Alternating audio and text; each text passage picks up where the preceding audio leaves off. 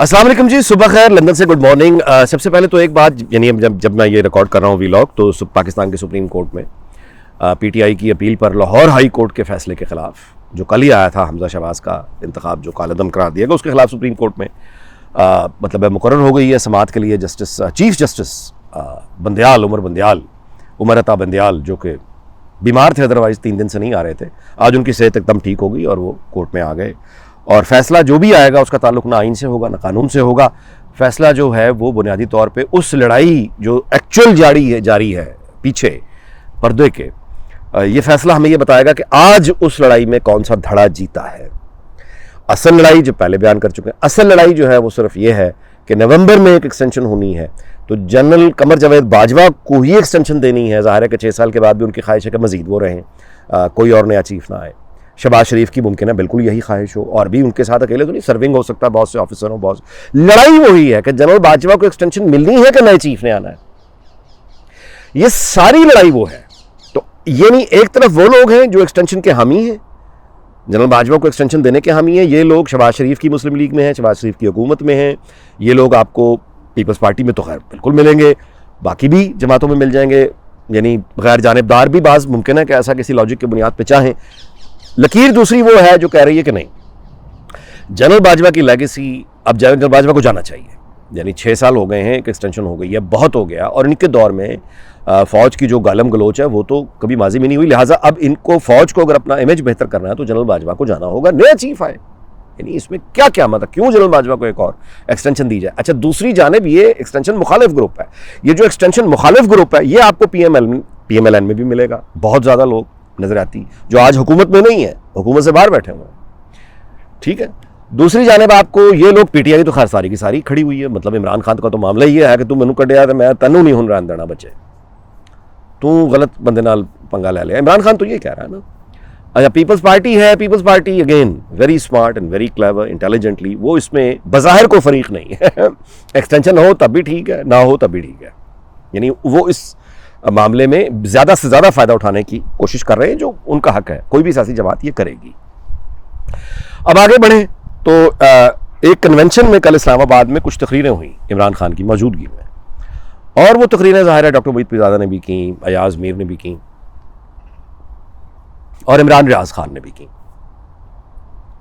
इमरान रियाज खान ने जो गुफ्तगू की वो बड़े जज्बाती अंदाज में अपना नुक्ता नज़र उसने सामने रखा, और उसने ये, वो तो आपकी नज़र से गुजर चुकी होगी, नहीं तो लुब्बे लबाब उसका ये है कि देखिए हमें तो खुद, यानी बल्कि ये सुन लीजिए, मैं लगा देता हूँ, इसके बाद बात करते हैं। लेकिन जवाब तो देना पड़ेगा, जवाब मांगेंगे, जवाब लेंगे। हम इनसे पूछेंगे कि तुमने कहा था ये सारे चोर हैं, तुमने कहा था ये सारे डाकू हैं, तुमने मुझे सबूत दिए थे, मुझे वीडियोस दिखाई थी, मैं गवाह हूं, मुझे इनकी इन्वेस्टिगेशंस की वीडियो दिखाई है। मोहित भाई देखा है ना, पढ़ी है आपने फाइलें, आपने भी पढ़ी हैं, हमें फाइलें इन्होंने पढ़ाई हैं, हमें वीडियोस दिखाई हैं, हमें ऑफिसर्स मिलवाए हैं, हमें इन्होंने बोला चोर है, लुटेरा है, डाकू है, तेरा मुल्क खा जाएगा। मैं बिगड़ गया, मैंने कहा नहीं खाने दूंगा। मैं उस लड़ाई में उतरा अपनी मर्जी से, लड़ाई छोड़ के जाऊंगा अपनी मर्जी से, किसी का बाप लड़ाई से नहीं निकाल सकता। मुझे आपने लड़ने के लिए कहा, मैं अपनी मर्जी से लड़ने के लिए आया। मैंने पहले अपने आप को कायल किया कि मैं लड़ूंगा इस लड़ाई को। आप इस लड़ाई को छोड़कर चले गए, अधूरी छोड़ दी आपने लड़ाई। कल वो चोर थे, डाकू थे, आज ऐसे नहीं हो सकता, नहीं मानेंगे, दिल नहीं मानता, जवाब देना पड़ेगा, जवाब मांगेंगे, सवाल करेंगे, क्योंकि पहली मर्तबा आपको टक्कर के लोग मिले हैं। अब आपने ये तकरीर सुन ली, ये बहुत वायरल हुई है। अच्छा, अब इसमें पहली बात तो खैर यह है कि जहां तक तनकीद करनी है तो तनकीद तो इस बात पे हो सकती है कि ये जो खुफिया ब्रीफिंग्स होती हैं, जो चोरी छुपे दी जाती हैं, ये वीडियोज़ और सबूत दिखाए जाते हैं, ये इमरान रियाज खान पहले आदमी नहीं थे जिनको ये सबूत और ये फिल्में दिखाई गई थी और ये ब्रीफ किया गया था कि नवाज शरीफ चोर डाकू है, जरदारी चोर डाकू है, और उनके खिलाफ यानी बोलना और प्रोपेगेंडा करना ये दरअसल कौम की और मुल्क की बड़ी खिदमत है। ये कोई इमरान रियाज खान पहला आदमी नहीं था। ये कोशिश अयूब खान के ज़माने में भी हुई थी। उन सहाफ़ियों को भी ब्रीफ किया गया था कि कायद आज़म की बहन जो है फातिमा जना ये गद्दार है, तुम्हें पता नहीं है। कुछ सहाफ़ियों ने उस वक्त भी माना कि हाँ फातिमा जना गद्दार है, बिल्कुल अयूब खान ठीक है, लेकिन उस वक्त भी वो दीवाने मौजूद थे जिन्होंने इनकार कर दिया था। उन सहाफ़ियों ने कहा कि नहीं, हम आपके ये जुल्म को नहीं मानेंगे, हम फातिमा जना को इसलिए गद्दार कहते हैं कि आप गद्दार कह रहे हैं, नहीं, आप सियासत कर रहे हैं, आप मुल्क का नाम बेच रहे हैं, आप कौमी सलामती का नाम बेच रहे हैं। जितना दीन फरोश और मजहब फरोश मुल्ला काबिल नफरत होता है, उसी तरह से वतन फरोश, वतन की मोहब्बत को बेचने वाला भी उतना ही काबिल नफरत होता है। अयूब खान के ज़माने से लोग कह रहे हैं, याया खान के ज़माने में लोगों ने कहा, ज़ियाउल हक को लोगों ने कहा। आप क्या समझते हैं कि ज़ियाउल हक ने के ज़माने में सहाफ़ियों को बुला के ये नहीं कहा गया होगा, अल्योर नहीं किया गया होगा उनको, यानी रिश्वत, आसाइशें ज़ियाउल हक के हक़ में लिखने के लिए, भुट्टो के खिलाफ बोलने के लिए, क्या ये सहूलियात मैसर नहीं होंगी?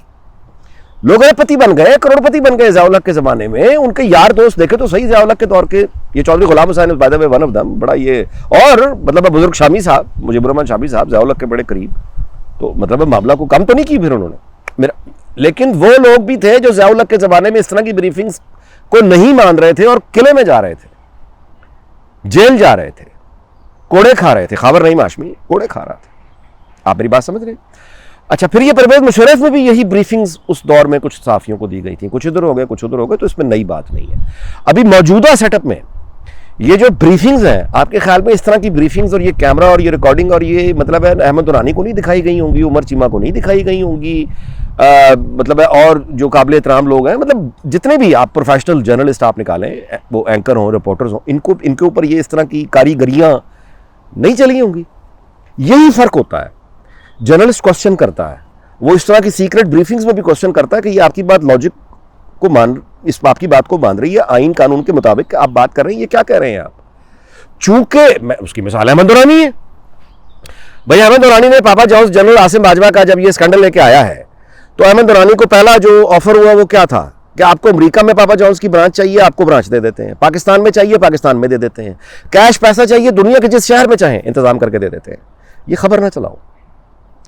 अहमद दुरानी के पास बड़ा आसान रास्ता था, बिल्कुल ठीक है, मज़हब वो भाई सहाफ़ी तो कमाएगा खाएगा ना, वो तो मजदूर होता है, कमाएगा तो खाएगा वरना भूखा मर जाएगा। अच्छा, मजदूरी उसे अगर आप मीडिया उसकी मजदूरी से निकाल देंगे, वो जाके किसी पेट्रोल पंप पे नौकरी करेगा, स्टोर पे नौकरी, जो भी उसके काम है मजदूरी करेगा ना बेचारा। तो एक मजदूर आदमी को अगर आप ये ऑफर करते हैं कि सारी जिंदगी तनख्वाह के झंझट से वो निकल जाएगा और एक ब्रांच उसको मिल जाएगी, तो कितना आसान रास्ता है। अहमद दुरानी वो अडॉप्ट कर सकता था, उसने नहीं किया, नतीजा उसका भुगता, अमेरिका बैठा मजदूरी कर रहा है। मेरी बात समझ रहे हैं आप? लेकिन उसने कीमत, वो उस रास्ते पे चला क्योंकि रहमत अली राजी का भतीजा है। तो मछली को पानी में तैरना तो कोई नहीं सिखाएगा। अहमद दुरानी का वो किस्सा हो गया, बाकी लोग भी आपके सामने। तो ये एक तो ये इतराज़ कि इमरान रियाज को जो कुछ भी दिखाया बताया गया, ये इमरान रियाज का फ़र्ज़ था कि वो लोगों को क्वेश्चन करता जिस तरह बाकी लोगों ने किया। लेकिन चूंकि हमारी जो सिक्योरिटी इस्टेब्लिशमेंट को इसी तरह के लोग चाहिए थे जो जज्बाती हों, इमोशनल हों, जज्बाती हो जाते हों। अब आपने इस तकरीर से भी अंदाज़ा लगा लिया कि जज्बाती यानी यहाँ सेंटिमेंट्स जो हैं वो लॉजिक के ऊपर हावी हैं, आपने देख लिया। तो इस तरह के माइंड्स उनको चाहिए होते हैं जिनको ये आराम से, यही माइंड्स तालिबान का रोना क्या है कि हमें तैयार किसने किया और बाद में कहा कि ये सब गलत है, यही तालिबान है ना। MQM क्या केस है, यही है। अब ये नया पैंट शर्ट वाला मॉडर्न तालिबान पैदा हो गया जिसको ब्रीफिंग्स दी गई, जिसको बताया गया। अब जो जज्बाती लोग थे वो ज़ाहिर उन ब्रीफिंग्स को सीरियस ले गए और उसको अपने ईमान का हिस्सा बना लिया और उसके बाद एक जहाद की तरह लिया। नवाज शरीफ और जमहूरियत अपनी ही कौम के खिलाफ लड़ाई को, अपनी ही कौम के खिलाफ लड़ाई को जहाद बना दिया। अच्छा, तो ये मामला हुआ। अच्छा, अब वो जो लोग हैं, अब तलत हुसैन की ये ट्वीट देख लीजिए जिसमें वो ये कह रहे हैं कि PTI का अगला कदम ये है कि वो अब नाम और रैंक के साथ बताएंगे कि फ़लाँ आदमी फ़लाँ ओहदे का उसने हमें ये झूठ बोला था और बताया था कि नवाज शरीफ चोर है, आसिफ जरदारी चोर है। ये है आदमी जिसने हमें कहा था, इसने हमें ब्रीफ किया था। अगला कदम ये है। अच्छा, अब इमरान रियाज खान जो की जो तकरीर है, दोबारा उस पर आते हैं, उसमें ये बात उसने बिल्कुल यानी ठीक की। आदमी को फेयर होना चाहिए। उसने ये ठीक की बात कि आप लोग यानी सिक्योरिटी इस्टेब्लिशमेंट को उसने मुखातिब किया या किसको किया, उसने मुखातिब करके कहा कि आप लोग ये खेल खेलते आए हैं जब से ये मुल्क बना है। आप ये 4 लोगों को साथ में लाते हैं, अपनी पॉलिसी के लिए, अपनी सियासत के लिए इस्तेमाल करते हैं, डंप करके फेंक देते हैं। इस दफ़ा आपने गलत लोगों से टक्कर ली है। हम खड़े हो गए हैं आपके सामने और हम चुप नहीं होंगे। अच्छा, ये बात मेरिट की अगर आप बात करेंगे तो वो ठीक कह रहा है। जो इमरान खान और पीटीआई ने पिछले 3 महीनों में फौज के इमेज के साथ किया है, ना ये नवाज शरीफ की सच्ची बात है कभी जरूरत नहीं हो सकी, ना ये कभी बेनज़ीर भुट्टो जरूरत कर सकी, ना ये कभी कोई और मामलात को यहां तक लेकर गया जहां तक इमरान खान ले गया। गली के गुंडों की तरह गालियां निकाली हैं उसने। ये काम सियासतदान नहीं करता। गली के गुंडों की तरह उसने गालियां निकाली हैं। ये काम लीडर नहीं करता, सियासतदान नहीं करता। नवाज शरीफ नहीं कर सकता था, बेनज़ीर नहीं कर सकती थी। इस तरह से सामने गाली आकर ये इमरान खान ही कर सकता था और इसके लोग कर सकते थे। अच्छा, अब उसका नतीजा आपने देखा कि पोलाइट हो गया आगे से काम। गुंडों की तरह गालियां पड़ी है ना भाई। ताकत सिर्फ ताकत का एहतराम करती है। आप मेरी बात समझ रहे हैं? अब एक म्यान थी, उसमें पिंडी बैठा है और पार्लियामेंट बैठा है। एक म्यान में 2 तलवारों के साथ पाकिस्तान का बेड़ा गर्क हो गया, क्योंकि लीडरशिप ना सिविलियन साइड पे थी ना उधर थी। मतलब है उधर तो हुई मिलिट्री डिक्टेटरशिप में, लेकिन जमहूरी हुकूमत जब आ जाती है तो बहरहाल वो अपना एक हिस्सा और शेयर लेती है पावर में। बहरहाल एक हिस्सा होता है उसका। तो जब सिविलियन हुकूमत रही, पावर में अपना हिस्सा उसने लिया। एक म्यान में 2 तलवारी रही। ये पहली मर्तबा हो रहा है कि एक्स सर्विसमैन और with in the security establishment लोग, ये तीसरी तलवार उस मैदान में आ गई है। अब तीसरी तलवार है उस म्यान में। उस तीसरी तलवार जो है, उस तीसरी तलवार में कौन कौन लोग हैं? Ex serviceman. उस तीसरी तलवार में एक्स सर्विसमैन के वो जूनियर और हम ख्याल जो मौजूदा सर्विंग ऑफिसर्स हैं, और इस तीसरी तलवार में तालिबान भी शामिल है। इस तीसरी तलवार में सारे, यानी ये आप शेडोज, वो अब तीसरी तलवार उस म्यान के अंदर आ गई है। और वो पहली तलवार से ये कह रही है कि तेरी मर्जी नहीं चलने देनी, बहुत हो गया, अब नहीं। यानी वो लड़ाई जो कौम ने लड़नी थी अशराफिया से, कौम तो नहीं बेचारी उठ सकी, क्या उन्होंने उठना, लेकिन अब तलवार ही तलवार से लड़ पड़ी है। अच्छा, चूंकि तलवार और बंदूक आमने सामने हो गए हैं, तो अब आप ये उलटबाजियां, कलाबाजियां देख रहे हैं।